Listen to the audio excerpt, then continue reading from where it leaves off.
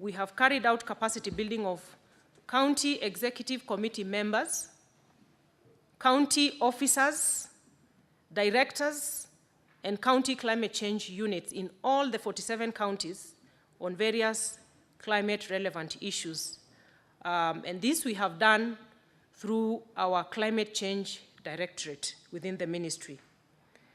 We have also provided technical backstopping to counties on the development of county climate change acts, Mr. Speaker, and I am proud to say that at this point, all the counties are compliant in terms of coming up with their climate change acts. And what the ministry did was to develop a prototype that was then used by each county to come up with their climate change legislation. Development of county climate change action plans then followed, climate change policies, and participatory climate risk assessments. And at the same time, NEMA undertook development of county and environment action plans, mainstreamed into county integrated development plans. Mr. Speaker, you know that CIDPs are the core of the county development plans, and with these county environment action plans, which were deliberately weaved around the CIDPs, then we are in step or speaking in the same tone with the counties. Mr. Speaker, we have also provided an innovative programmatic support to counties. The ministry, in collaboration with the National Treasury and the COG, developed the Financing Locally Led Climate Action Program to provide mechanisms to finance community climate action initiatives for enhanced climate resilience. The program, as I have said, is funded through the World Bank and a conglomeration of other partners. And the design is a unique Kenyan innovation designed to showcase how global climate finance flows can be efficiently and effectively channeled to address grassroots climate response needs. Mr. Speaker, I know it's of interest to the senators to have some bit of detail on the FLOCA program. Under the FLOCA program's County Climate Resilience Investment Grant, in 2023-24 financial year, counties received a total of 10,507,827 Kenya shillings from the FLOCA donors. Out of this, 7.3 billion was from the FLOCA donors, and Kenya shillings 3.1 billion was from the counties fund, the development fund of counties. Cabinet Secretary, sorry to interrupt. If you could please summarize the remaining answers, because of time. We don't want to keep you here for too long. Yes. And we already have the response. Instead of going word for word, just summarize, so that because there are a lot of supplementary questions. Well guided, Mr. Speaker. I'm happy if the senators have copies of my statement here, Mr. Speaker, because this is one program that is very important for purposes of collaboration between the Senate and the national government through my ministry to ensure that we attain maximum impact of the intended objective of this program, which is to fund climate action at the local level. Mr. Speaker, I have an annexure there which outlines how much money has gone to each county. And this is a very unique program which is based on results. And one of the conditions for the counties was that they had to put in 1.5% of their development budget to match that from the development partners. And Nairobi and Mombasa counties are excluded from this program for reasons that these two counties are big-time beneficiaries of other government, of other World Bank supported programs. Mr. Speaker, when it comes to the question And as I conclude on this part of the FLOCA funding, the request to senators is to engage in the oversight role, as they do best, to ensure the funds are utilized prudently for the benefit of vulnerable communities. And the uniqueness of this program is that it is designed to run from the ward level. Question number 57, part D. The question focuses on progress reports on the implementation of the climate change initiatives in each county. Mr. Speaker, the Climate Change Act in sections 15 and 19 outlines duties of public entities and county governments with regards to climate action, and part of which is counties are required to integrate and mainstream climate change actions in their CIDPs. They are supposed to enact legislations. They are also required to report through county assemblies on progress of implementation of climate actions. They are to designate a county executive committee member to coordinate climate change affairs, as well as establish climate change units that is well staffed and resourced. Mr. Speaker, as we speak, until 2022, only 5 counties of Wajir, Mandera, Isiolo, Makueni, and Kitui had complied to the requirements of the Act. But through collaboration with the National Treasury, the Council of Governors, we have now supported all the counties, and I'm happy to say that we have full compliance. This is also true of the national level MDAs, where we have climate change units established across the board as per requirement of the law. Regarding progress reports on implementation of climate initiatives in each county, the counties are making significant progress in this regard, notwithstanding the many challenges. On policy and legislative measures, we have 45 counties that have already developed specific laws, like I had stated. We have 45 counties set up, which have set up county climate change funds and have put in 1.5% of their development budget in this regard. We have mainstreaming of climate change into CIDPs by 45 counties, Mr. Speaker, and the rest is outlined in the statement. On institutional measures, we have climate change units in every county as we speak. And Mr. Speaker, these are initiatives that have happened in the last slightly under 2 years because our focus has been operationalizing the law in this regard.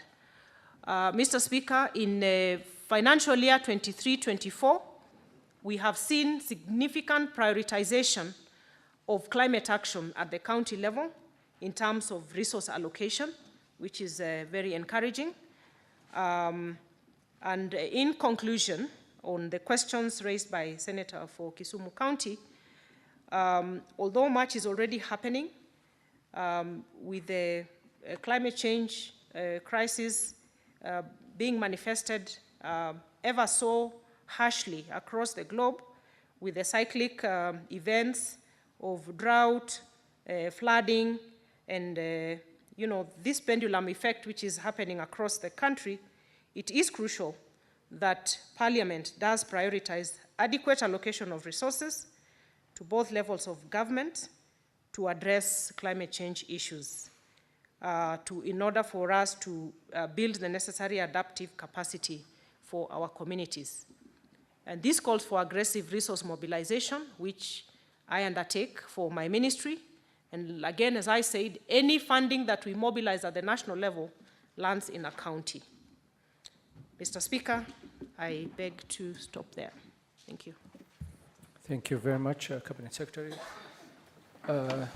Senator, you have a supplementary question? Yes, thank you, Speaker. Mr. Speaker, the questions that I asked was specifically intended to get the ministry to highlight contributions that come from the FLOCA fund specifically. I note, Mr. Speaker, sir, that my county, Kisumu County, got a total of 273,335,666, and that is commendable Because if we lose oversight on these funds, either through the PSC or through CIPIC, then these funds will go into waste. We'll never know where they end up. Mr. Speaker, one supplementary question. Could the Cabinet Secretary just tell us if there are any funds, if counties have earned any funds from carbon financing? If there's any supplementary list that CS as in Senate today, we could have it. If the CS could also perhaps even give this list at a later date so that we know, Mr. Speaker, how to oversight our counties. Thank you. Cabinet Secretary. Mr. Speaker, thank you for the supplementary question from the Senator for Kisumu County. Mr. Speaker, I highlighted that Kenya is touted as the highest trader in carbon credits in the region. Most of these transactions have been voluntary carbon trading transactions between private project proponents and communities at various levels and at different sectors. And there is a separation between these voluntary carbon projects, which are at a private level, and then we have the regulated carbon trading programs, which have not been in the radar of government. And that is the reason why we have focused very keenly on reviewing the law and putting in place a carbon market framework, Mr. Speaker. And one of the core components of this framework is a national registry that will process each and every single carbon market project in the country from different sectors. So we have one national registry, which is already underway in terms of operationalization after the gazettement of the designated national authority. And this national registry will be fed by sector-specific registries from energy, agriculture, and so many other sectors. The assurance I want to give this House and Kenyans in general, Mr. Speaker, we engage in a very rigorous public participation process, again to ensure that this space, which is shrouded with a lot of mystery, will now come to the fore with the full implementation of the law. And I wish to invite this House, members of this House, to pay keen attention to the legislation as it is, Mr. Speaker, because we are going to have, we already have a lot of interest expressed at different levels, even including a G2G arrangements around carbon trading plans. But there are so many other small projects going on in the country, and we are ready as a ministry now to net all these, put them under the national registry, then we can spotlight and ensure clear benefit sharing and transparency in terms of how these funds from the carbon markets are going to turn around the lives of Kenyans. Thank you, Mr. Speaker. Thank you very much, Cabinet Secretary. I hope, Senator, you're satisfied with that answer. I am super satisfied. Thank you. We will take other supplementary questions. I will start with Senator Esther Okinyuri. I hope your question is relevant to the main question that was asked by the Senator of Kisumu. And please go straight to your question, Senator. Thank you, Mr. Speaker. I'm one of those who doesn't need to be reminded on being relevant to the primary question. So I would want to find out from the Cabinet Secretary the progress of the 15 billion tree planting exercise and the status of public forest cover in this country. Thank you. Thank you, Senator, and thank you for being very brief. We'll take another question from this side. Senator Okongo, Eric. Thank you, Mr. Speaker. And I want to thank the CS for finding time to appear before the Senate to make clarification on some of the issues. Now, I want to raise a supplementary question on the usage of FLOCA money, the money that is used to financing locally led climate action. Waziri, you have mentioned to us that the government, through your ministry, has put in place governance structures to ensure that this money is utilized and used for the intended purposes. I interpret that to mean that you will assist the Senate to ensure that that money does not find its way to the pockets of those tasked with implementation. And I want to disclose that my county of Nyamira is one of the recipients of this money, and we received 55 million shillings. Now, Waziri, I want to raise a question that touches on governance, accountability, proper utilization of the FLOCA money. We had a project that was initiated called Raitigo Water Supply during the financial year 2015-2016. The county budgeted 17,301,915. The project was done. The money was paid to the contractor. I have details of the contractor who did the work. Auditor General raised issues on that project having been used to siphon money from the county. There being no value for money because the project was not completed and launched for the benefit of the people who reside in the Raitigo area. Now, in response to that audit query, the governor responded that he wants to use money from Climate Change Resilience Investment Fund to complete the project. Madam CS, how do you ensure that the money we are sending to counties is not used as a way of, as an avenue for governors stealing money that is meant for a very good purpose on climate change? Because I don't understand, Madam CS, how money that has been set aside for a project through county funds, paid out to a contractor. Again, how do you use donor funds to repeat the same project? Can you address us on how you are following up on governance, the proper usage and utilization of money? And if you can also take the example I've given you for Nyamira. If you want the response to the governor, I have it. I can table it before the floor.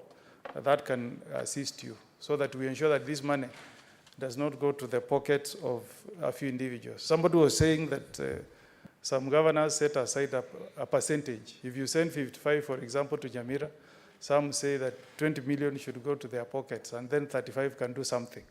And we really want this money to be used for the benefit of the people of the counties where we reside. Thank you. Thank you, Senator. Cabinet Secretary, maybe you can respond to those two questions, then we'll take the other questions. Thank you, Mr. Speaker. I will start by responding to Senator Essie on the status of our 15 billion program, as well as the forest cover of the country. Mr. Speaker, I want to say that we have a constitutional mandate to ensure at least a 10% tree cover, not forest cover, tree cover for the country. And I'm happy to report that the baseline that we have as we implement the 15 billion is 12.3%. And as I said, and this is from the latest assessment of our forest cover and tree cover done in 2021. Mr. Speaker, I mentioned that the forestry sector is the highest emitter for the country. And if we are to deal with the climate change crisis, including the flooding, the cyclic droughts, I want to say and really persuade for all of us to be on the same page that this program of reforestation is very, very critical in terms of emissions reduction, but also dealing with the mitigation aspects of climate action. Mr. Speaker, the progress of the 15 billion tree growing program is very good, as I must say, Mr. Speaker.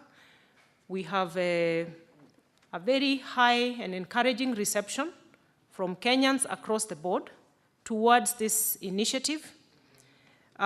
We have, as we stand, Mr. Speaker, the national government through the executive has taken a frontline approach to do adoption of sites for restoration across the country.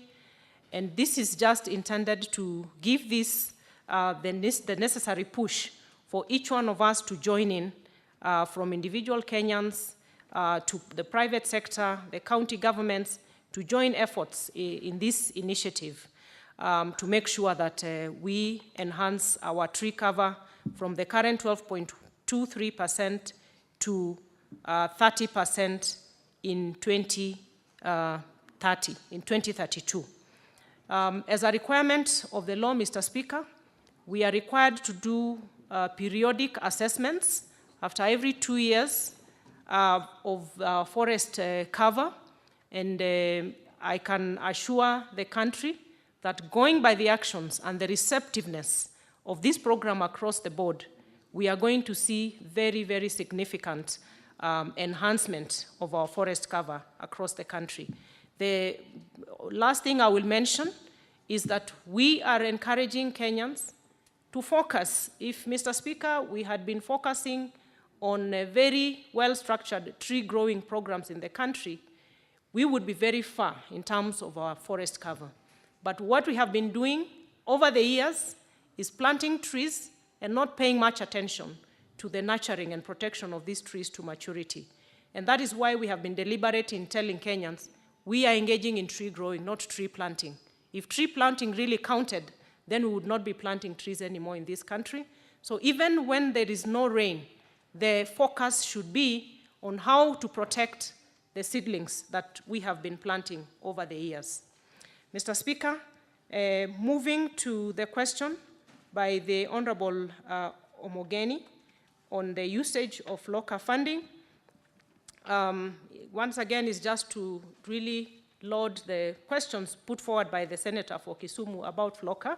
It is a very, very critical fund, Mr. Speaker, and our intention as a ministry, and even in our discussions with the development partners, this is a model. It has not been tried anywhere before. Kenya is the first one to model this very devolved level climate action plan that is supposed to impact on lives from the very grassroots level. And we have had legislators and even executive members from other jurisdictions coming to benchmark with the FLOCA. So I would really want to urge this House, please let us guard the FLOCA funding against our hearts, because the development partners are willing and ready to scale up, but only if we record success.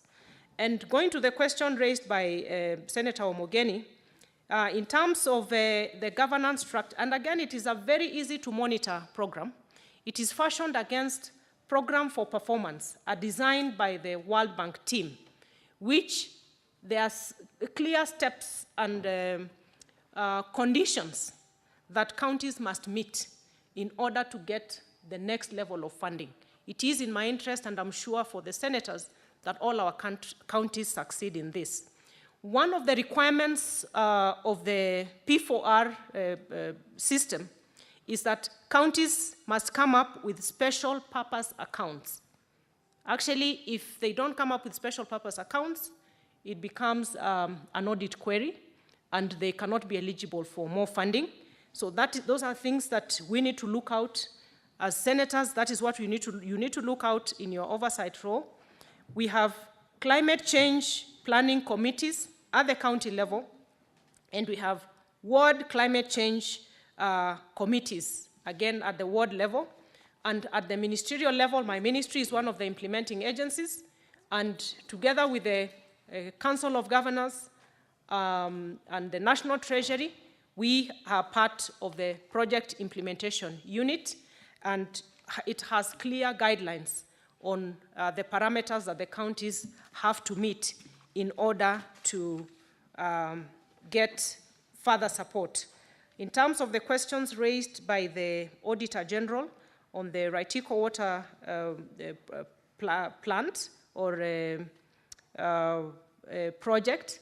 I don't have the facts of the particular case, but it is, again, my plea that we spotlight the FLOCA program to make sure that it is working and that the money will not be misused, because it will prevent us from getting more support from the development partners. Thank you, Mr. Speaker. Thank you, Cabinet Secretary. Maybe I would direct Senator Eric Mgeni to table the query by the Auditor General so that it can be furnished to the ministry and they will be able to look into it.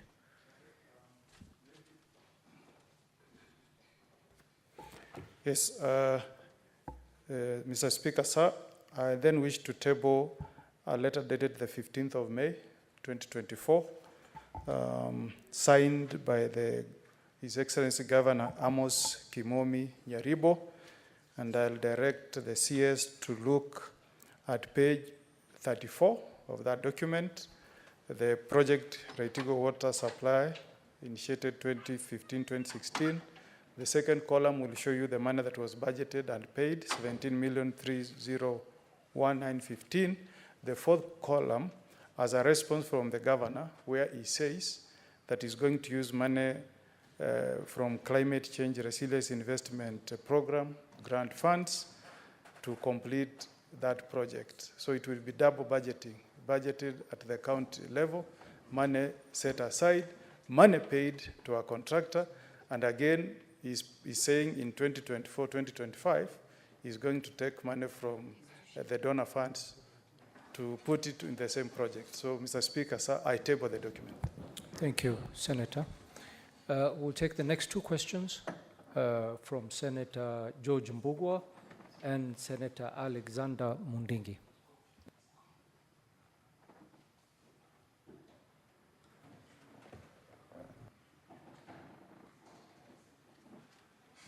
Give him the mic, please.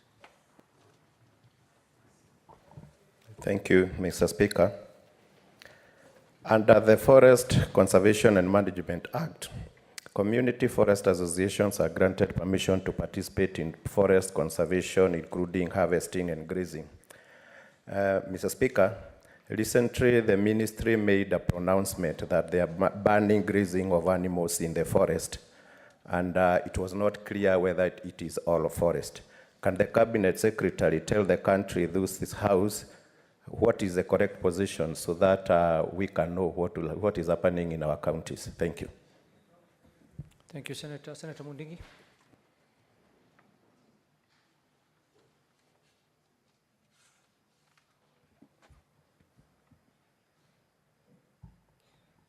Asante Bwana Spika.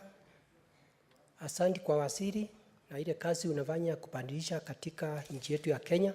Swali langu Bwana Waziri, vijana wengi wa Embu County watapanda miti ama walianza kupanda miti, na wakiendelea kupanda miti kabisa, watafaidika namna gani na mambo ya carbon credit? Kwa sababu wakati ile mwingine walipanda miti, na wakati mlikuwa nua miti, Embu County tuko na wodi 20 kule Masinani, na tuko na sub county 4 katika Embu County. Kilio yao miti haikununuliwa. Kwa hiyo sasa, Madam Speaker, watu watafaidika namna gani? Vijana wetu ndio waweze kujisaidia kwa maisha wakitafuta kazi ile nyingine inafaa. Pia hata tunajua hata hii inafaa. Ya pili, ni asante kwa sababu Embu County ilipatiwa milioni 90. Maramishi nyingi ambaye mimi nisikia governor akisema ni kuwa pesa nyingi ni sawa, inaonekana kama mingi, lakini sinda ni kuwa nyingi zimewekwa mambo ya kufunza watu mambo mingi. Kwa hiyo tunaona Bwana Waziri, ni heri mambo ya mafunzo ingekuwa pesa kidogo na hiyo ingine iweze kuenda kupanda miti. Asante Bwana Speaker. Asante sana, Senator. Cabinet Secretary, maybe you can respond to those two questions. Thank you, Mr. Speaker. Just to sum up the question by Senator Omogeni, please focus on the special purpose accounts of the FLOCA and to make sure we have a thread of how the money is being used. Then you can do proper oversight. And I will definitely look at the letter that you have cited and tabled before the House. From Senator Mbugua on the Forest Conservation and Management Act, Mr. Speaker, we have within the law participatory forest management processes. I want to say that without the support and partnership of communities, we cannot succeed with our tree planting, we cannot succeed with our forest management. And the intended purpose for participatory forest management procedures is to have communities at the core, the forest adjacent communities at the core of forest management. On the issue of grazing, we have, under the Forest Management Act, we have the formation of community forest associations. These are legal entities, Mr. Speaker. Under the community forest association, there is laid out a framework of collaboration between the forest associations with the Kenya Forest Service officers to actualize the participatory forest management plans in the sense that we have certain user rights within the forest. Grazing is one of them, but they are practiced within certain parameters and certain regulations. For example, Mr. Speaker, we cannot say that we can have freelance grazing in our forests, because then what happens to the restoration efforts that we are engaging in? We plant trees and then cows and goats come in and eat up the seedlings. We'll be doing a zero-sum game. The effect of the participatory forest management plans is to make sure that we have zoning of our protected areas. We have designated spaces where grazing can happen. We have areas where grazing cannot happen. That requires regulation. That requires cooperation and close collaboration between the communities and the Kenya Forest Service through forest management agreements. Mr. Speaker, the statement that the Senator says that we made as the ministry, I am just coming back to tell the country that we have user rights within our forests, but they are matched with responsibilities of conservation. And for my statement was very clear. I did a written statement and circulated across the country. And basically, what I'm saying is that we have a law, we have a way of engaging between the Kenya Forest Service and the communities. We just need to enforce that in a very collaborative fashion. The problem, and I'm not afraid to say, is that there has not been enforcement. It has been a free-for-all. So when we come in to call for enforcement, there is a bit of discomfort. But rest assured, Honorable Senator and the entire House, that we are not phasing out user rights. We are just saying they have to be measured against the responsibilities for conservation. And the law is very clear about that. And I want to promise that public participation is what we are going to carry out across the country so that we don't have misconstruction of what the ministry is doing around this. Communities are our key partners. Mr. Speaker, coming to the Embu Senator, the issue of carbon credit, I have spelled it out. I would wish the Senator to look at the law as it is right now, how we are designing. Actually, the community benefit sharing framework within our new carbon markets law is very clear in terms of what the communities should get against various classifications of projects. Some of them are land-based, non-land-based, community lands, and private lands. Mr. Speaker, I take cognizance of the issue raised by the Senator to the effect that young people are planting trees. Some of them have come up to develop nurseries across the country because of our 15 billion tree strategy. Mr. Speaker, we had a very good plan to set up a green army across the country, which was really going to focus on these young people, where we would source the seedlings from them for the tree planting initiatives, but also use them in the protection and maintenance of the seedlings. But because of the fiscal situation we find ourselves in, we are yet to implement that. But with the current tree planting activities happening at the executive level, where CSs are allocated various ecosystems across the country, we are very clear that we mobilize around the local communities in whatever site a CS is allocated to, in terms of sourcing of seedlings from our young people and young women, but also engaging them in the contractual activities that come with it. Finally, Senator Ovembu has also raised a very pertinent issue with regard to our development partner funding.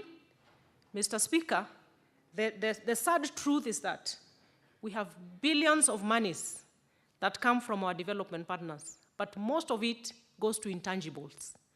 Training after training, seminars, but as I said, really to attract attention of the senators to the FLOCA funding. We are very keen, and I have been making trips across the country, meeting governors, just encouraging that we come up with visible models, tangible models of what the FLOCA program is doing. Only then shall we succeed. If we are saying we are doing a water project, then we see an end-to-end plan on how FLOCA started this and finished. That's the only thing that will convince our development partners to scale up these programs. We are also encouraging our governors, because of our need to restore our ecosystems. We are encouraging them not to spread too thin. For this initial rollout of FLOCA, just focus on 1 or 2 ecosystems. If it's a water project, yes, pick a wetland, fence that wetland, plant trees around that wetland, and let us see water flowing out of the FLOCA money, because it is a lot of money if well utilized. So, Mr. Speaker, once again, as an implementing ministry, we are keen to make sure that these development funds go towards tangible, visible projects. And the monitoring aspect of FLOCA, Mr. Speaker, is one I've been very invested in, and with the support of this House, then we can make sure that we will have replicable models that will help us in our environmental conservation. Thank you. Thank you very much, Cabinet Secretary. We shall proceed to the next question.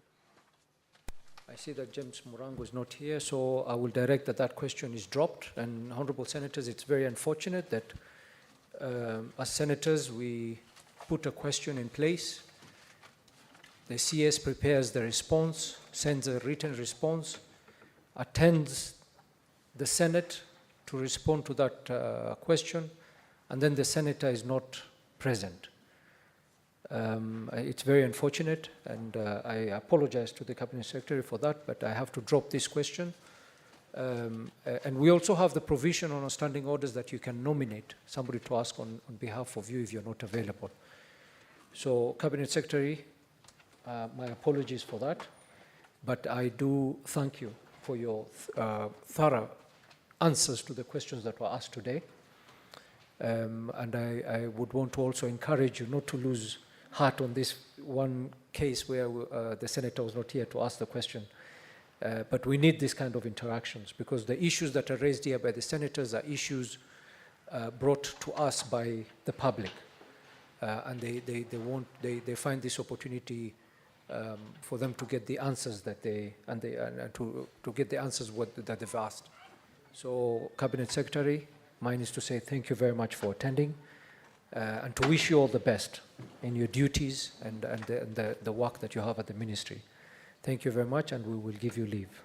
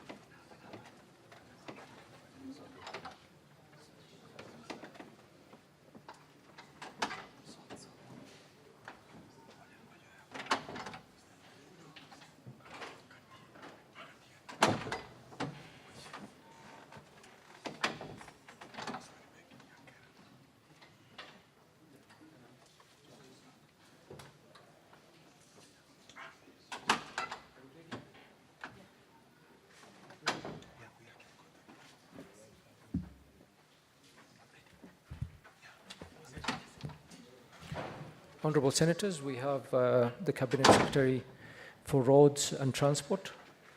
Cabinet Secretary, welcome back to the Senate again. Thank you very much for appearing. We will go straight, because of time, we'll go straight to the questions. Question number 45 by Senator Oburu Oginga will be asked by Senator Ogola. Senator Ogola, please proceed and ask the question on behalf of Oburu. Thank you, Honorable Speaker. I ask question number 045 by the Senator for Siaya County, Senator Dr. Oburu Oginga, MGH, MP. And the first question, Honorable Speaker, is, could the Cabinet Secretary explain the delay in the completion of the Wangarot-Kamito Road C842 construction project in Siaya County, which was launched in 2016, and provide a timeline for completion of the project, Honorable Speaker? The expected completion period was supposed to be 2016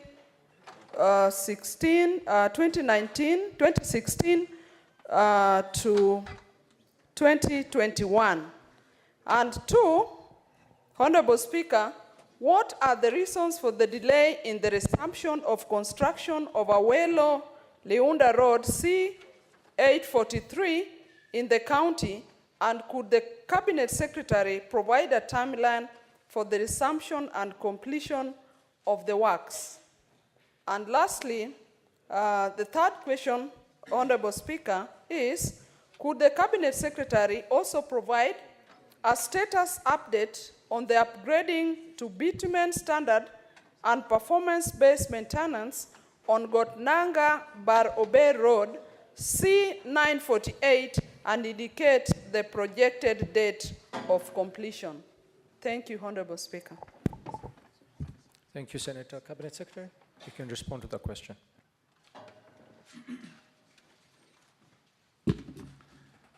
Thank you very much, Mr. Speaker, for the opportunity to come and respond to the questions. Always, again, let me repeat that it is my greatest pleasure to come back to this very august house.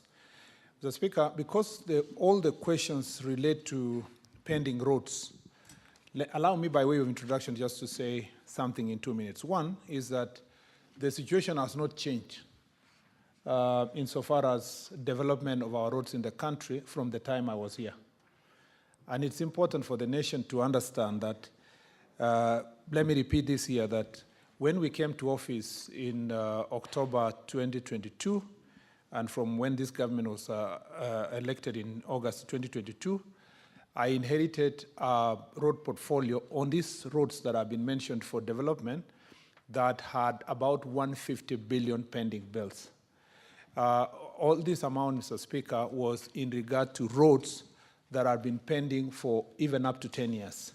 The last time I was here, I gave examples of some of the roads that have been pending for many years, including in Tharaka-Nithi, in Chakarika, Marimanti, from the last 10 years in 2014 when we went to launch that road. The people of Kenya will appreciate that that 150 billion required a one-off payment of the 150 billion, so that then from the time we came to office, we should then have commenced an accumulation of that amount from there moving forward. Unfortunately, in the first year, we were given a budget of about 53 billion. Of that 53 billion, Mr. Speaker, about 33 or 34 about billion was dispersed, and we paid the contractors in the year 2022-2023. When we paid some of these contractors, because it's distributed, as you know, parliament budgets road by road, it's distributed a little amount of money across the roads. Some of the contractors were able to go on site. Then in this financial year, which has just ended 2023-2024, the budget provision initially was 73 billion. Then supplementary budgets came in, cut that amount up to 51 billion. By the end of that financial year, on 30th of June 2024, which is a few weeks ago, the ministry only had received 25 billion, a half of the disbursements of the budgetary allocation. What does that mean? For the 2 years I've been in office, in terms of budget allocation and disbursement, the actual money that came to the ministry to chase the road portfolio of 150 billion then was only about 50 billion. And Mr. Speaker, when the 50 billion was paid, of course the contractors incurred another pending bill. That moved it to, again, 165 billion. So as we sit here, we have a pending bill of 165 billion for all the road contracts across the country. That explains why most of the questions that I'm going to now read, the answer as supplied to this House, the answers are majorly we will complete when funding is provided. We have gone to a new financial year with another budget of another 50 billion, Mr. Speaker, to chase another 165, and therefore we are not even sure whether there will be a disbursement that is commensurate to the resources we want by the end of this financial year. It therefore means, from a ministry perspective, unless from the Treasury and Parliament through budget, we have a drastic decision-making for a one-off payment of the contractors of the 165 billion, we will be lying to the nation, and I will continue being that minister being accused if we lie to the nation that we are going to complete these roads in time in the absence of a drastic change in the budgeting process. It is even, the situation is made worse because, Mr. Speaker, of the misfortune of the failure of the finance bill. That means we stagnate around here because government to be able to plug in the 49 billion, that is a gap, and to look for other resources to do this becomes a big challenge. The answers, Mr. Speaker, now when I read will move a bit faster because all the answers, most of the answers to the questions asked here are related to non-existence of budgetary allocation for the roads to be done. It is the state of the nation, it's the state of the ministry, it's the state of our roads. And it's important that for the last 2 years, why this government has been accused of miscommunication is, Mr. Speaker, because we have tried to behave like an African father who does not want to tell his children the exact state of his pocket in the hope that in the fullness of time, you will get something and you will satisfy your children. Unfortunately, the impatience of your children can easily eat you because you've been trying to hide the truth of what it is.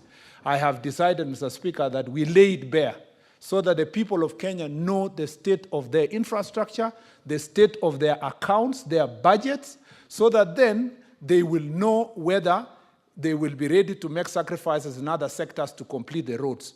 And Mr. Speaker, the last statement I was going to make on this issue is that this is a systemic, historic problem because some of you who are sitting now here who are in National Assembly, you kept, for example, in our Jubilee administration, which I gladly also were part of it, but I sat in this House. You kept doing the things you did in National Assembly by increasing the number of roads and approving a budget for roads without a clear plan of how will these roads be completed before you start a new one. That is why this administration also, when we came to office, we made it clear to the country that we are not going to start new projects until we complete the projects that are in place, because this disease was going to be carried forward continuously, year in, year out, and we were living a lie. And that's why we must confront the reality on the ground. Now, therefore, Mr. Speaker, I will go straight to respond to the question number 45. Mr. Speaker, the delay in the completion of Wang-Arod-Kamito Road and the Maseno-Kombewa-Kalandini Road D245 and Maseno Town Roads RWC 119 projects were caused by the contractor's withdrawal from the site due to the severe financial distress from the accumulation of the pending bills. The current pending bill for this project is Kenya shillings 203 million shillings, 476,681.90 cents, and the allocated budget for the last financial year, which has just ended, has been exhausted with a payment of only 56 million shillings, 370,000. The budget for the project for this coming financial year, Mr. Speaker, is 70 million. You can see even the budget for this financial year coming is 70 million, still chasing the balance of the 203 million, which is the pending bill. Meanwhile, the ministry is engaging the contractor to prioritize maintenance work to ensure motorability at affected sections ahead of the full resumption of the works. Mr. Speaker, number 2, the delay in the completion of Bondo, Uyawi, Kibanga, Liunda Beach Road, which is C843 road project, is due to the contractor's withdrawal from the site, citing delays in payment of interim payment certificates for the certified works. Mr. Speaker, the Ministry through KERA has engaged the contractor to resume works following partial payment on the previously owed amounts. The contractor has committed to mobilize and resume operations to ensure the project's completion as modalities are put in place to clear the outstanding amount of Kenya shillings 33,777,596.69. In the last financial year, the contractor was paid 61,171,999 out of the allocated 70,800,000. And the ministry aims to clear the balance in the next tranche of disbursement from the National Treasury. The upgrading to bitumen standards and performance-based maintenance of the Gotnanga, Jera, Bar, Ober, D1853 road project is currently at 20% progress, with 2.35 kilometers of tarmac completed out of the contracted 12 kilometers. The project's delay was previously caused by inadequate budgetary allocation, leading to payment delays and the contractor's withdrawal from the site. The contractor has since resumed full operations following the payment of all the pending bills in November 2023. The project is anticipated to be completed in the financial year 2024-2025, this financial year, subject to the appraisal of the contractor's application for an extension of time. I thank you, Mr. Speaker. Thank you very much, Cabinet Secretary. We'll go straight to the next question, number 50 by Senator Mugeni Eric. Thank you, Mr. Speaker. I rise to ask question 050. One, CS, why are there no essential road safety features, including proper markings, signage, rumble strips, and speed bumps on the Metamayua, Mecheo, Chebingombe, Nyansiongo Road? Two, could the CS also explain the inordinate delay in completing the construction of the Nyagaita Bridge along the Metamayua-Mosovet-Kebirigo Road, which was commissioned 10 years ago? Three, could the CS explain what steps has the ministry taken to ensure the timely resolution of the aforementioned concerns by the people of the great county of Nyamira? Thank you, Mr. Speaker. Cabinet Secretary.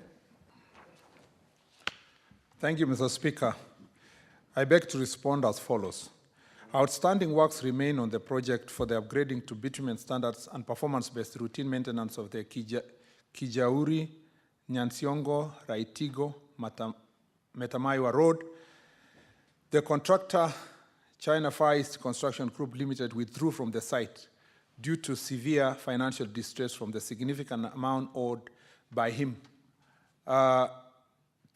amounting to 856,981,424.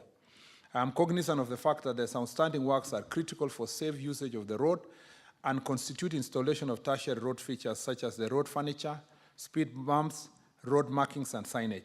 It is noteworthy that during road construction, the sequence of activities is such that the works start with the earthworks, followed by pavement works, and the tertiary features are attended to last.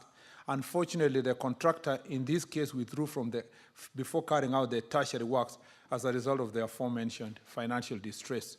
Mr. Speaker, this has become also a problem for us in the road safety site. The questions Kenya are asking, and then again, using this answer, it's across the country. Because all the roads which are pending are partially done, then, and the sequencing of how to construct these roads requires that you finish first before you start road furniture and markings. Then the people of Kenya are suffering because, you know, there are no bumps in the areas they are asking, there are no markings because the contractor is not on site and because the work has not been finished. So it's a double jeopardy when it comes to the question of you don't have the road completed and you don't have the safety on the road because of the markings. Mr. Speaker, the Metamayua, Mosobeti, Kebiringo Road, B5 was constructed through the stage construction approach and the Nyagaita Bridge was not part of the project scope due to funding limitations at the time. The ministry acknowledges that the bridge requires extension to accommodate increased traffic volumes following the completion of the road projects. As an interim measure to improve safety, guardrails were installed on the bridge, along with the construction of rumble strips and speed bumps at the approaches to calm traffic accessing the bridge. Number 3, regarding the Kijauri, Nyasiongo, Raitigo, Metamayo Road, the contractor is under instructions to carry out the necessary works as detailed in the substantial completion. The contractor is discharged from the project. However, the contractor has not attended to the outstanding works to date and has since withdrawn from the site due to the aforementioned financial distress. The ministry is pursuing funding options in consultation with the National Treasury to find viable financing solutions to pay a significant portion of the outstanding payment for this and other similar stalled projects to facilitate the completion of outstanding works. I thank you, Mr. Speaker. Thank you, CS, for that response. I believe, Honorable Omogeni, you've got a supplementary question to that, which, well, I grant you the opportunity to proceed. Yes, thank you, Bwana CS, for your response. But Bwana CS, through Mr. Speaker, you note that in your response you have said the outstanding works are critical for the safe usage of that particular road. And I want to bring to your attention, CS, that already we have lost about close to 10 people along that stretch of that road. So this is a matter that is very, very critical if we are to attain the safe usage of that road by the residents of Nyamira. Is there any urgent measures you can put in place to ensure that these remaining works are done during this financial year, going by the government policy of completing projects that are already ongoing before we deal with the new ones, noting that there is not even one single bus stop along that road. There are no bumps anywhere in the whole of that stretch, Mr. Bwana CS. And to the Nyagaita Bridge, you note that that is a high volume road. The bridge I'm mentioning is really a makeshift. It's a makeshift. That's the road we use to transport our tea, a key economic activity in the county of Nyamira. Can I get an assurance from the CS that that can be done within this financial year? That has been pending for more than 10 years. The road was launched, commissioned, but that bridge is a big hindrance on the transportation of tea. Thank you, Mr. Speaker. Thank you, Senior Counsel. Waziri? Thank you, Mr. Speaker. I think if we can, at least I did the early introduction about the general status of the funding across the country. The thing I would suggest is that maybe we can plan for safety activities just within the availability budget. So see if we can do the bumps and the markings. And even if it is just signage to say approach slowly, there is, along, and the problem with the line, I have heard you, sorry, Mr. Speaker, I should not be, but the reason why you can't put the marking is perhaps unless they have finished to the required layer. If you put the marking, you will have to remove again and do it. But I have also, based on the experience of this problem across the country, I have been asking the engineers whether we can reverse the decision on how roads are completed, such that every milestone is complete. That means if you have 10 kilometers and a milestone is 1 kilometer at a given period, you do the 1 kilometer after markings, then 1 kilometer after marking. So that is, from a policy perspective, we think we should do that, considering now we have a long way to go to complete the remaining kilometers of roads based on the budgetary allocation. So we will look at that widely, but in the meantime, we will try to do some signage and perhaps bumps. On part of the bridge, let me see. There's something we're trying to do, Mr. Speaker. The reason why also maintenance money is becoming difficult to get ways of apportioning money from the road maintenance levy is because we have reached our limit. At the moment, our road network has increased by 61,000 kilometers from 2016. The road maintenance levy fund that we have now, their value at the moment has depreciated because the power of the shilling at that point in time in 2016 is not the same power of the shilling today, yet we still collect 18 shillings per litre. We had a very good public participation about increasing the road maintenance levy by 7 shillings so that at least we raise some money to do this maintenance, which is another problem across the country. Roads, for example, like Isibania to Kisii, the period for construction by the contractor to construct and maintain is now over. So it needs to be handed over to Kenya and a number of other roads that were constructed during the development partners. The people of Kenya have told us, yes, we want the roads, yes, you can get the money, but not at transferring the cost of the pump by 7 shillings up because they don't want the cost of living, because fuel also creates a problem across the sector. So we are now sitting, because we finished the public participation on Monday, and go and sit together with the Petroleum Department to see is there ways that some other levies or so forth can be foregone or something, so that we concentrate first on raising money for the roads. But as we do so, I think we will now see how we support your bridge. If we succeed in this endeavor, which I am hoping that we can do in 2 months or so, we will have additional resources a little bit, and we can save such bridges because of the danger and the problem it's causing the country. And I want to thank the senior counsel, my friend Senator Mogeni, because he's also been harassing me on the same issue in my office, and really, truly, it means this is something that means a lot to him and his constituents. I thank you, Mr. Speaker. Thank you, Cabinet Secretary. We'll take one supplementary question. Senator John Kinyo, is it in regards to this question? Okay, go ahead. Asanti Bwana Spika kwa kunipa fursa hii. Asanti waziri kwa kuja na kuweka maneno pariwanja kulingana na vile ambavyo wizara yako iko na mambo ya barabara. Lakini swali langu ni kwamba nimesikia ukisema ya kwamba ulikisia utapata shilingi bilioni 165, ukapata shilingi bilioni 50. Na kuna zile barabara ambazo zinatengenezwa. Bwana waziri, unachagua vipi barabara ambayo utakayoitengeneza na ni gani ambayo hutaitengeneza? Ni masuala gani ambayo unaangalia? Ile ilianziwa kitambo, ile ambayo ina shughuli fulani, ama ni nini ambayo unaangazia? Kwa sababu nimesikia ukisema ya kwamba seneta wa kutoka Nyamira amekuwa kija kwako kwa ofisi. Mimi nimekuwa nikija kwako kwa ofisi. Najua maseneta wengi wamekuwa kija kwako kwa ofisi. Na hela ambazo uko nazo unasema hazitoshi. Sijui ni mbinu gani unatumia, ni kusema ya kwamba utatengeneza barabara moja katika sehemu ya Laikipia, ile nyingine utatengeneza katika sehemu ya Nyeri, ama ni yule ambaye atakaye kuja kwa ofisi yako mara nyingi, ama ni yule atakaye kupigia simu mara nyingi, ama ni rafiki yako, ama sijui niseme namna gani, lakini nataka utuelezee. Na nashukuru kwa sababu umeweka mambo pariwanja vile ambavyo Wakenya wangetaka, ndio wajue ya kwamba hela ambazo uko nazo na unazitumia vipi. Nashukuru Bwana Spika. Asante Senator. Yes. Bwana Spika, ningependa kusema kwanza kwamba katika bajeti ya barabara uwezo haiko katika mikono peke yake ya wizara.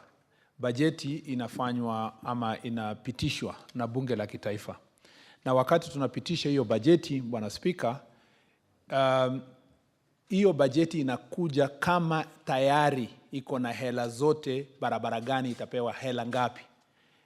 Kwa kimombo wanaita itemized budget.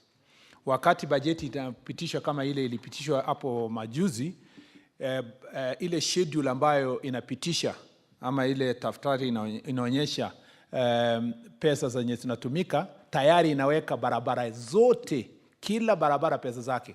Ukiona zile barabara nilisoma hapo awali, nilionyesha wazi kwamba barabara fulani ilikuwa na bajeti kiasi hii, barabara fulani iko na bajeti kiasi hii, kiasi kwamba hata wakati huu, wakati hiyo schedule itakapotolewa kutoka treasury, pengine muda wote kutoka sasa, kila Mkenya atakuwa na uwezo ya kuangalia ni pesa ngapi iko kwa barabara yenye iko katika sehemu ama kaunti fulani. Ya swali la Mheshimiwa kinywa ile la kwanza ni la maana sana, lakini pia ni la kisiasa. Kisiasa kiasi it's a political decision. It's a political decision. Kwa sababu Mr. Speaker, kwa kuchanganya lugha, ni kwamba saa hizi ukisimama hapa useme katika wizara, kwa sababu tumepewa tu 58% ya ile fedha tunahitaji kumaliza barabara.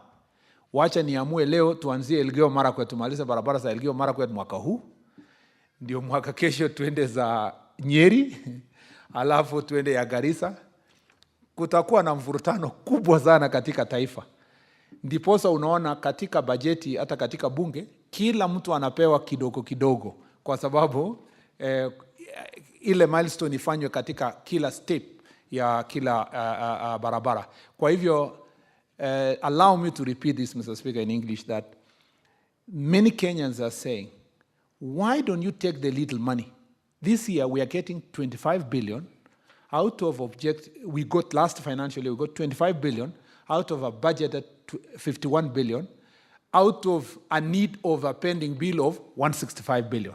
So the people of Kenya are saying, yes, you need 165, but why don't you take the 25 billion, finish Rironi Road from Wayaki to Rironi, and complete the interchanges, and they pay the contractor, or finish this road and do this. Mr. Speaker, that decision is not tenable politically for so many leaders and parliament itself when they are doing budget, because they want to make sure that every part of the country, their contractor is taking steps. The second and most difficult problem is that if you do not make an attempt to continue paying the contractors, the problem that will come in is that you are worsening the interest, okay? And some contractors will leave now site completely, and they will take action, legal action against the ministry and the agency. Therefore, to return them will become difficult. So for the 2 years, I have become a negotiator of some sort, at least thanks to my political and legal training. I have to call a contractor and say, we are paying you 20% of your required amount, but please go to site. We will try our best to make a case. And we are still doing so, and we believe that perhaps before the end of this year, we will have made a step to solve this problem. Mr. Speaker, if I may, I know it's not within my purview, if I may request, because all the questions are almost the same on the roads, if you, with your indulgence, if you would answer all the questions asked in the book, and then all supplementary questions come once, it may be useful so that we can combine those that are similar. Thank you, Mr. Speaker. Very well, Cabinet Secretary. But before we proceed to the next question, Senator Beatrice Ogola, my apologies, we did not give you an opportunity to ask a supplementary question on question number 45. Do you have a supplementary question on Senator Oburu's?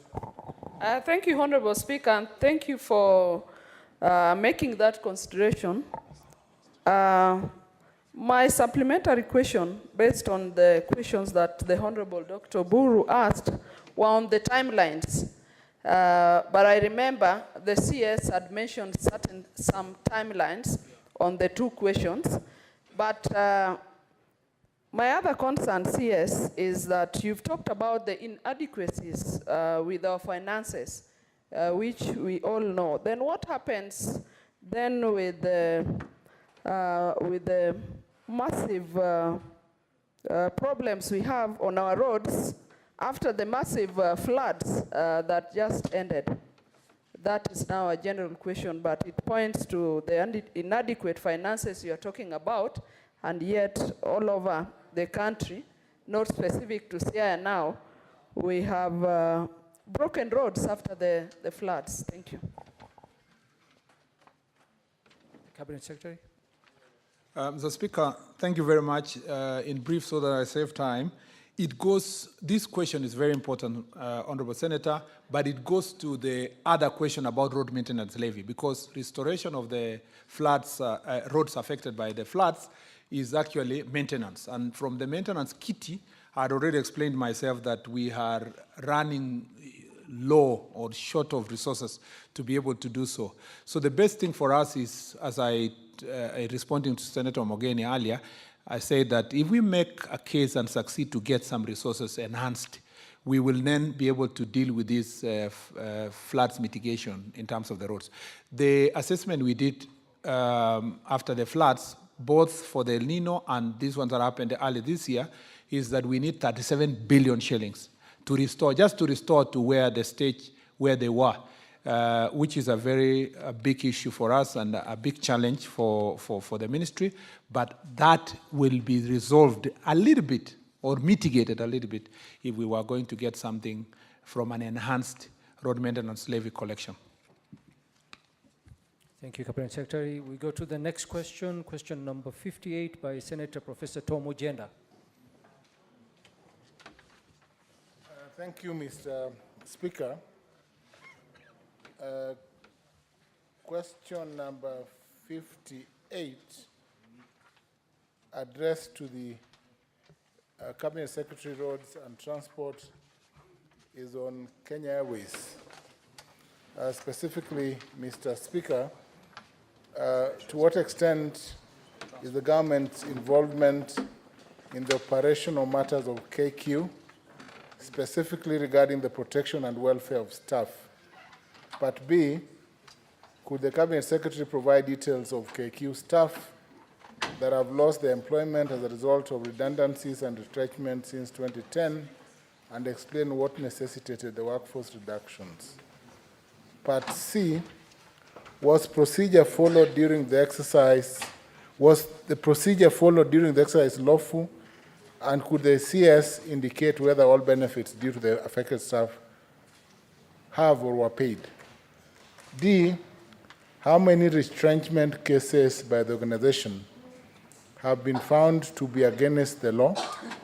And could the Cabinet Secretary state the number of retrenched staff re-employed by KQ, if any, and what informed the decision? Lastly, Mr. Speaker, sir, what impact has court pronouncements through judgments had on job redundancies by KQ and retrenchment policy practices and the attendant send-off packages at KQ? I beg, Mr. Speaker, sir. Thank you very much, Senator. Cabinet Secretary, because of time, I will use the standing orders to extend this sitting for a further 15 minutes so that you can conclude question number 58. Thank you. So, Speaker, let me say that unfortunately, I may not be able to meet the expectations of the Senior Counsel and Honorable Senator, because the government of Kenya holds a significant stake in Kenya Airways, approximately 48.9% of the shares. It is represented on the board of Kenya Airways through the National Treasury and our Ministry of Transport. However, operational matters, including those related to protection and welfare of staff, are primarily the responsibility of the Kenya Airways itself. These operational issues are typically addressed and managed by the management and leadership of Kenya Airways. Kenya Airways is not really a parastatal per se, where we have proper access to all this information, Mr. Speaker, and I do not want to commit myself to answers that they would write to me, because then the interrogation would have to come to this ministry and would have to answer. The best way forward, we suggest from the ministry, is to invite Kenya Airways as Kenya Airways, so that they take responsibility as Kenya Airways, preferably, Mr. Speaker, to a committee, so that these issues can be dealt with comprehensively. I thank you. Thank you, Cabinet Secretary. Senator Ojenda. As the Minister has indicated, obviously his response is unsatisfactory. I will, Mr. Speaker, sir, in view of the response that the Minister circulated on the need to interrogate Kenya Airways, the question of shareholding arises the law. I note that government has 48% shareholding, but there is the other question of the public interest that also arises, and that creates an obligation. I will visit the minister and share with him some precedents on this question, even as I will then come back. I'll make sure he comes back to answer the question, because he cannot run away from the problems of Kenya Airways. Thank you, Senator. Honorable Senator, since we've extended the sitting for another 15 minutes, Senator Munyahaji, we are not taking any supplementary questions at the moment. We'll take supplementary questions at the end. That's what we've agreed. We are going to the next question. There's no point of order. Senator Osoti. Sorry? What is your point of order? Mr. Speaker, you know we have so many questions to ask the Cabinet Secretary, and the time is very limited. I am seeing a situation where the Cabinet Secretary is taking too much time trying to explain, and yet he has a written response. So I think he will save on time if he focuses on the written response, and then we can create time for supplementary questions. Correct. Senator Osotsi, the Cabinet Secretary has not actually spent a lot of time on the written response. He's been actually very brief. So anyways, because of time, well, let's go to the next question, which is actually raised by you, Senator Osotsi. If you could ask question number 59, so that we can proceed. Thank you, Mr. Speaker, and thank you, the Cabinet Secretary, for appearing to answer my question.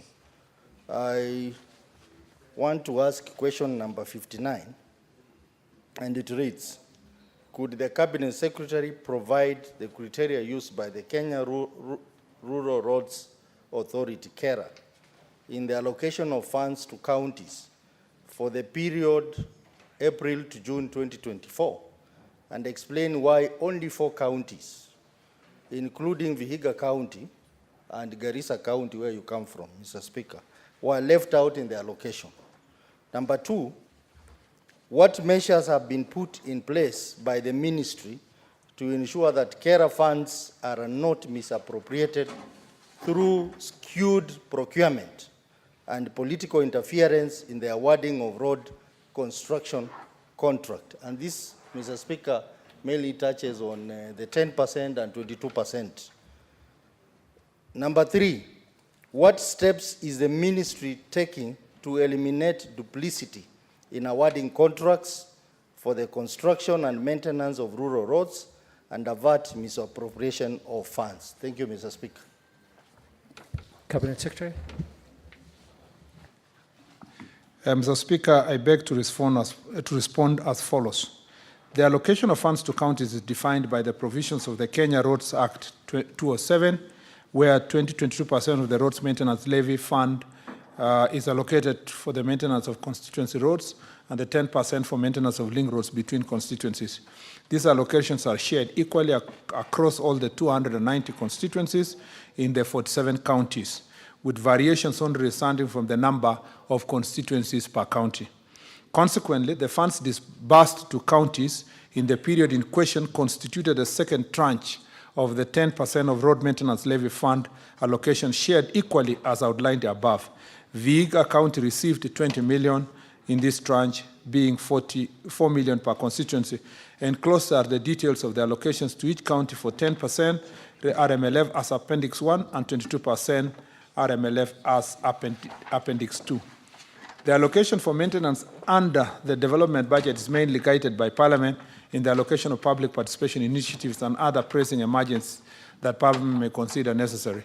The Ministry may allocate development funds for maintenance based on critical areas to be addressed, such as mitigation against the flood damage and other emergency interventions. Due to limited budget ceiling available to the State Department of Roads, KERA is unable to allocate funds to all critical areas. Allocated funds should be enough to address the particular challenge and realize value for money, as a thin spread funds would result in ineffective allocation with little to show from the spread. The procurement of roadworks in KERA, number 2, the procurement of roadworks in KERA adheres to the Public Procurement and Asset Disposals Act, PPDA 2015, as amended in 2022, including PPDA regulations of 2020. Key controls in line with PPDA 2015 include open tendering for the roadworks, restricted tendering through a pre-qualified list, publishing all tenders on the authority's website and the Public Procurement Information Portal, PPIP, strict adherence to awarding at least 30% of the contracts to special groups in line with ACPO. 3, to prevent duplicity in roadworks, the ministry undertakes several measures. A, sharing annual roadworks program with all relevant agencies, including county governments. B, ensuring adequate consultation with county governments when roads under their purview are prioritized by the Constituency Roads Committee for maintenance works and entering into memorandum of understanding as applicable. C, notifying the public through various platforms, including media channels and public boards, about ongoing project scope of works, and contractor details and other salient information. Number D is conducting internal audit and rigorous quality control measures, including material testing, to ensure that there is value for money. And E, collaborating with statutory and regulatory entities responsible for oversight and monitoring of roadworks, including technical auditors, parliamentary committees, and the Office of Auditor General, to ensure prudent utilization of public resources. I thank you, Mr. Speaker. Senator Osotsi, supplementary question. Thank you, Cabinet Secretary, for your answer. But looking at the first part of the question, which talks about the allocation of funds to the counties between April and June 2024. The Cabinet Secretary is a bit general on this matter. I would have thought that he will bring a list of all the counties and what was allocated. Because the list I have, it indicates that money for the maintenance of road, and this is outside the RMLF, that was allocated within that period. 4 counties, including Vihiga County and your county, Mr. Speaker, were left out. So this is the list I would wish the Cabinet Secretary to make reference to, and not the roads maintenance levy fund, which, as we know, it is at 22%, and also the 10%, which is for maintenance of roads that link constituencies.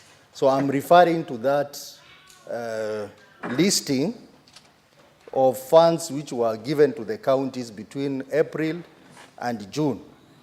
That indicates that my county got nil. Number 2, the answers to question 2 and 3, Mr. Speaker, that is the best case scenario. But Mr. Speaker, we know that the carer funds, which are under the management of members of parliament, are misappropriated. And that's a fact. And this is something that we discussed the whole of last week and this week. The 22% and the 10%. So the answer there, as much as it looks very good, but the situation on the ground, Vituko ground, is different. Number 3, Mr. Speaker, the issue of duplicity in road maintenance and construction. This is a serious problem, Mr. Speaker, that county puts money on a road, the member of parliament puts the money on that same road, and in some places even the MCA, the same road, and the carer, the same road. And you end up having a situation where public money is misused. So the answer given by the Cabinet Secretary to me is not adequate, and the Cabinet Secretary needs to go on the ground to get the real facts about this problem, which we all know as senators. It's happening in our counties. So, Mr. Speaker, the answers given by the Cabinet Secretary is very inadequate. Thank you, and sir. I expected that the Cabinet Secretary, having been a senator in this House, would respond very well to question number 2 and number 3. Because these are challenges we go through, Mr. Speaker. Thank you, Senator. Cabinet Secretary. Mr. Speaker,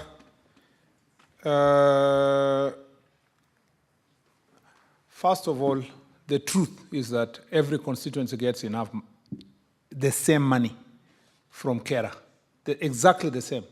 Last financial year, 62 million for every constituency in the Republic, because the law itself, the Kenya Roads Boards Act 2007, Section 6, makes it mandatory to that it be shared equally across the country. So Vihiga gets its fair share of its constituency. How it is advertised is different for every constituency at different time, depending on the constituency roads committees, meetings, and so forth. So you would have picked the period, under the answer I gave, you picked a period where there was an advert going out for that county with many other counties across the country in relation to that only figure. But cumulatively, when you finish the financial year, depending on how the planning was done for every constituency, it will eventually lead to 62 million shillings. Number two, Mr. Speaker, I don't think it is, the last time I was in this house before I left, and I still think it is the same, it is not right to impute improper motive to the other chamber. It is for the committee and good working relationship with two chambers of parliament. It is important not to generalize a debate about National Assembly and the Senate. And therefore, because, Mr. Speaker, even when my eyes are thrown around the House, I see three former members of National Assembly who managed constituencies and worked with the Constituency Roads Committee, Honorable Omenen, Honorable Tobiko, Honorable Gisang. All of them have a good history about how the carer works with constituencies. And Honorable Abbas also is here. So by and large, and as we progress, there are more people who are coming from National Assembly to work here, and there are people who live here to find themselves in National Assembly, and I know a number of them when we work together, and then others who become governors, as I suspect the Honorable Member is one of the suspects.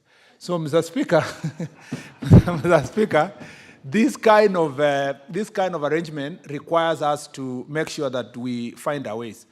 In fact, Mr. Speaker, when I came here first to this chamber, I used to have a problem with CDF and money going to constituency.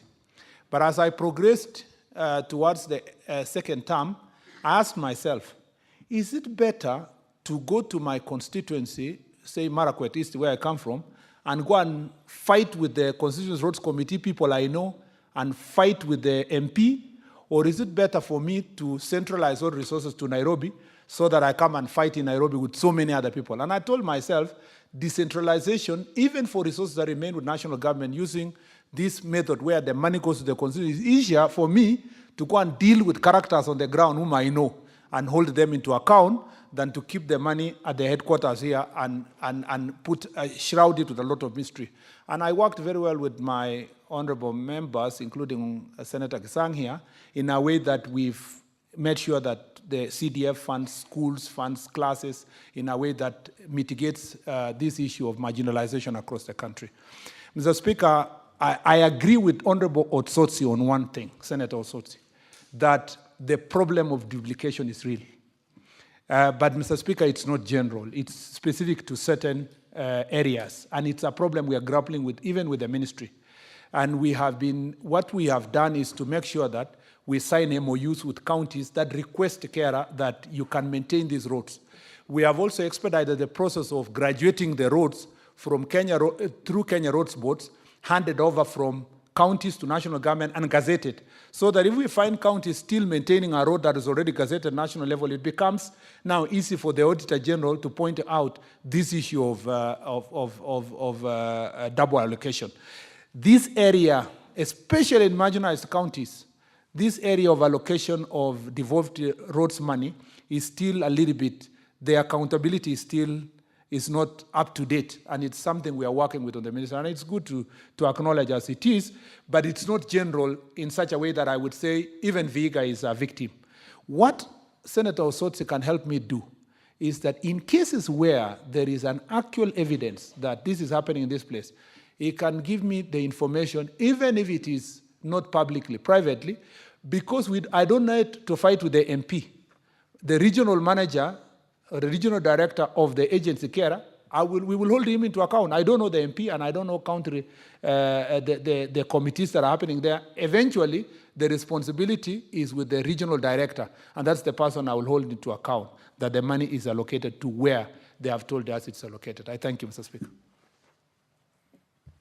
Thank you very much, CS. Next question number 58 by Senator Professor Tom Ojenda.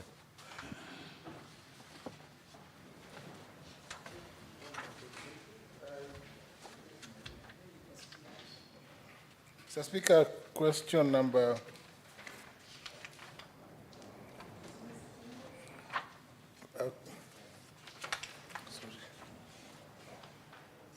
question number 61 to the CS Cabinet Secretary, Roads and Transport. Mr. Speaker, this question is in 5 parts.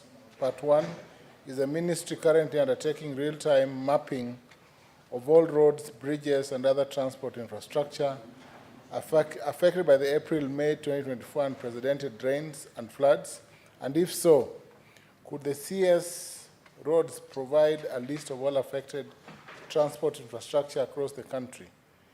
B, what flood mitigation measures are required to bring each affected infrastructure to a state where it can withstand the rains and floods, especially in Lamu, currently being witnessed in the country, and what are the budgetary implications of such improvements?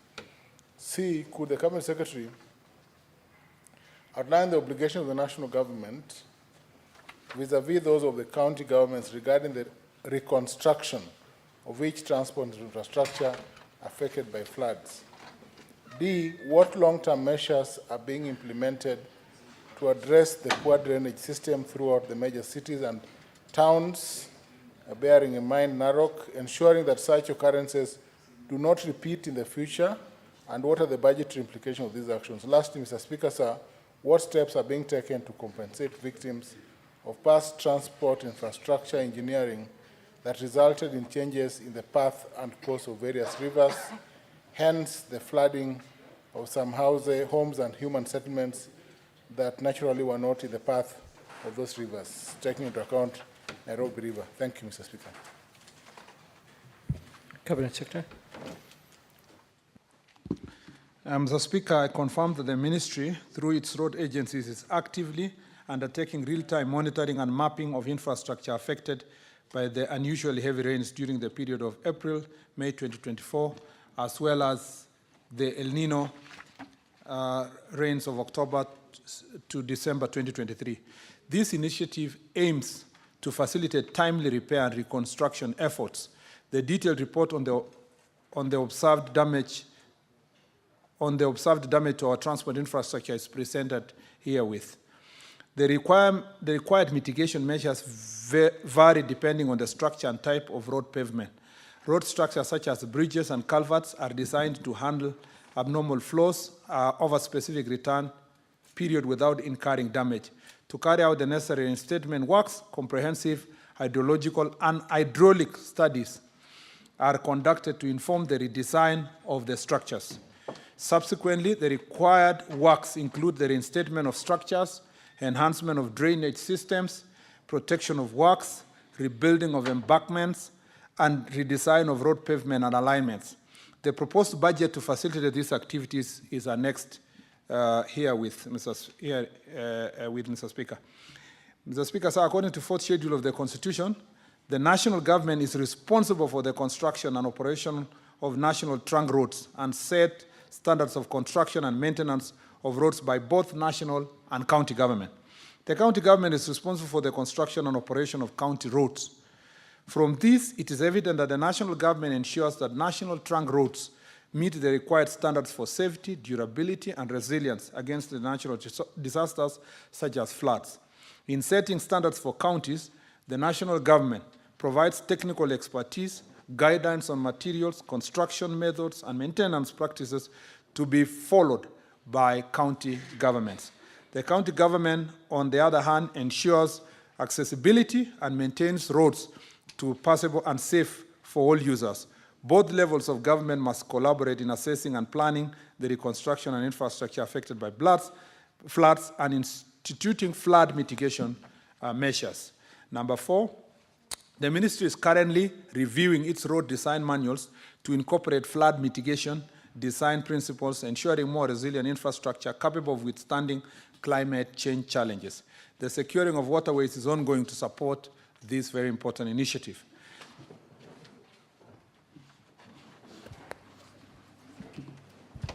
Cabinet Secretary, thank you for appearing.